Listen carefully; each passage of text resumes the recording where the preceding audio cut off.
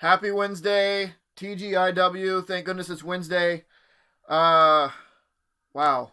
I'm gonna try my best to do this. Uh, uh I just this week I just started a new workout routine with a friend from work, and boy, it is taking its toll. I found it has the to the detriment of being able to enjoy my favorite hobby of comics. Like,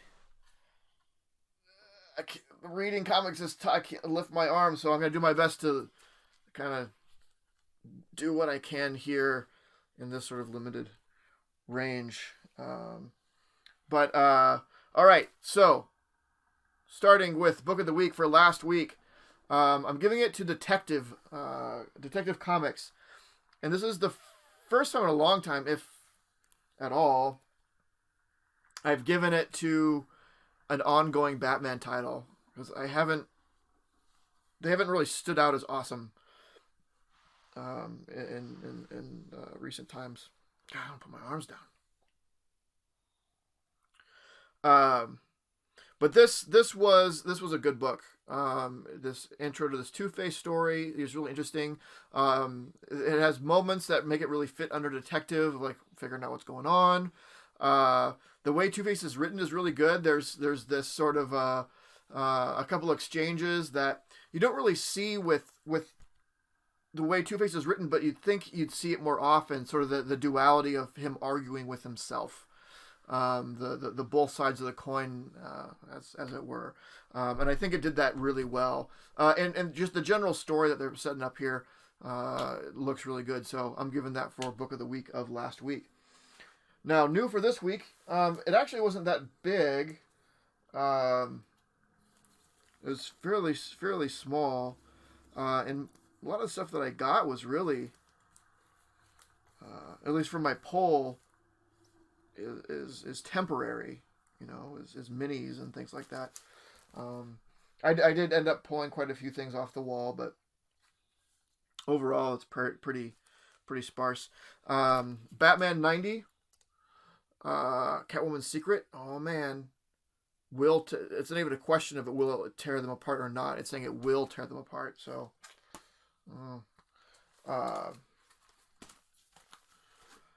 Doctor Doom, meeting up with Kang there. I always thought those two. It's probably you'd expect to see them. On one hand, you expect to see them work together more often because they have the same sort of mentality. But at the same time, it's like, you ever meet someone that is just too much like you, and it just rubs you the wrong way? Is that just me? Am I just an annoying person? That if I actually meet myself, that I don't want to think about it too much. But like people that are too similar to each other, they're kind of like, no, that's my deal. I don't know. So that's probably why you don't see them teamed up as much. They're almost too much alike. Iron Man 2020 #3. Yeah, I've been enjoying this so far. The minis and the one shots and the whatevers. Again, I like that they're actually doing something with this story. It was so much setup for a long time in the main book. It feels like it was setting up this story, but it went on for too long. Now that we got to the actual meat of the story, it's pretty good. So, and to go along with that is Rescue 2020. It's just I never really cared about Rescue. I don't really care. I never really like Pepper Potts, but it's part of this story, so I'm getting all of those. Savage Avengers 11. This is spicy. Doctor Strange and Elektra. That's a pair of characters I never thought I'd ever see locking lips, doing the tongue tango. So I don't know. Also, it's probably because I don't think about Elektra very much because I don't like Elektra. Let's see. Superman villains. So this, I guess, this automatically got put in my poll because I subscribe to Superman. But this is looking like it's going to be sort of the villain fallout of him revealing his identity, which I think is fun. I really like I like this Superman revealing his identity. I think it's interesting. Um, Again, I have the issue with DC lately that they keep trying to do like everything they do is like really really big, and that's certainly true about Superman revealing his identity. But at the same time, if it's done well and is interesting, then that's fine. It's just one more layer of that DC exhaustion. It's where like it's it's all the straws on the camel's back. One straw on its own, looked at on its own, it's not bad, but it's just when it's all piled up, it gets to be a bit too much. The last issue of Spider-Verse, and this has been fantastic. The overall ongoing story, there really isn't that much of one. It's more about, hey, let's visit some side universes and tell a neat story, which has been great. So I'm thinking that this is not going to be. I'm probably not going to enjoy this as much as the other ones because it's going to have to tie up the overall story in some way instead of just being a let's visit this version of Spider-Man and have a story. That's what I really liked about it. Daredevil, and it's been so good. The Fisk like trying to get back in the game, and with Alec, this mob war that's going on, and the police aren't supposed to be active in Hell's Kitchen and all that. It's really good. It's really good. So that's it for stuff that was in my poll. I have almost as many things I got off the wall. Spider-Man Noir. So this makes sense. Spider-Verse is ending. My Spider-Man alternate reality book is ending, and this new mini is starting up. I mean, Spider-Man Noir is fantastic. So this was kind of a no-brainer. I was a bit on the fence about picking this up, Strange Academy, mostly because I'm trying to not get on as many ongoings. I'm trying to stop that because I just already have so much to read. If I pick up a limited every once in a while, it's fine because I know that it's going to be short lived, and I mean something like this isn't going to go well. I don't know, who knows? Maybe it will go for a long time, but. So I was close to avoiding this. A magic school seemed a little too Harry Potter. Not that I don't love Harry Potter. It's just, I don't know. It seems sort of played out. But then I thought back of the kind of book this is in kin with that I've really enjoyed, where you have this whole new group of characters, and maybe there's some existing characters kind of in the fringes or whatever, but for the most part it's a whole new group of young characters without any sort of background, and sometimes you get to figure out more about them and maybe their connections to existing characters or surrounding characters.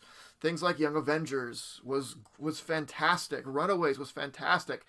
It's that same sort of feeling where it's not bogged down with what's going on in the MCU. It's its own little thing. It's a whole bunch of new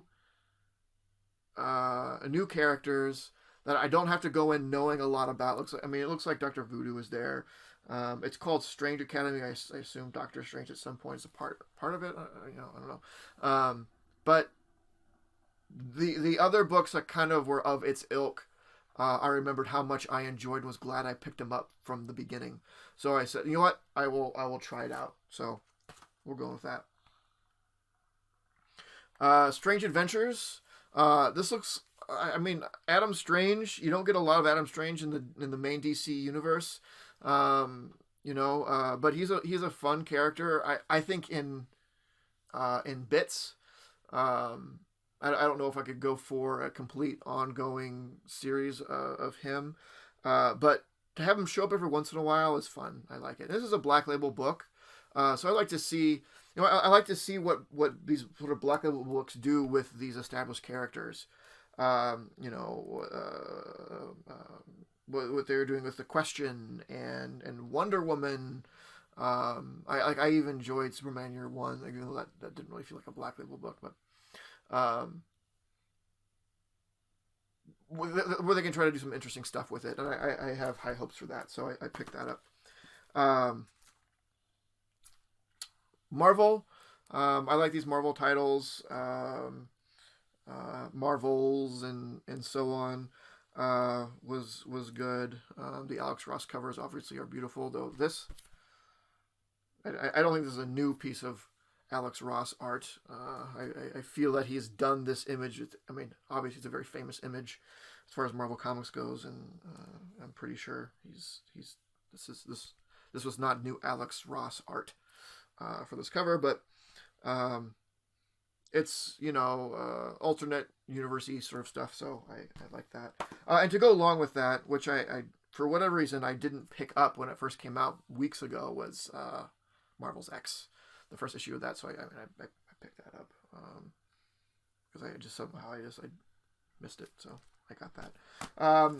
But yeah, that is it.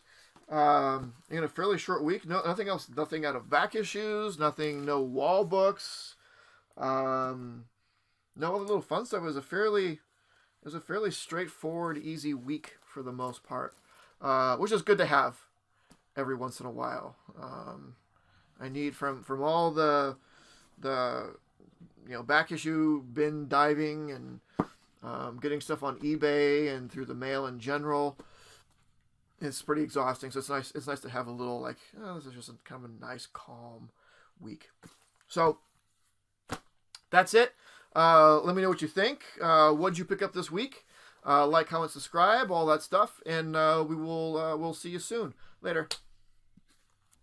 This video was brought to you by Titan Comic Pressing. Follow us on Facebook and Instagram at Titan Comic Pressing LLC.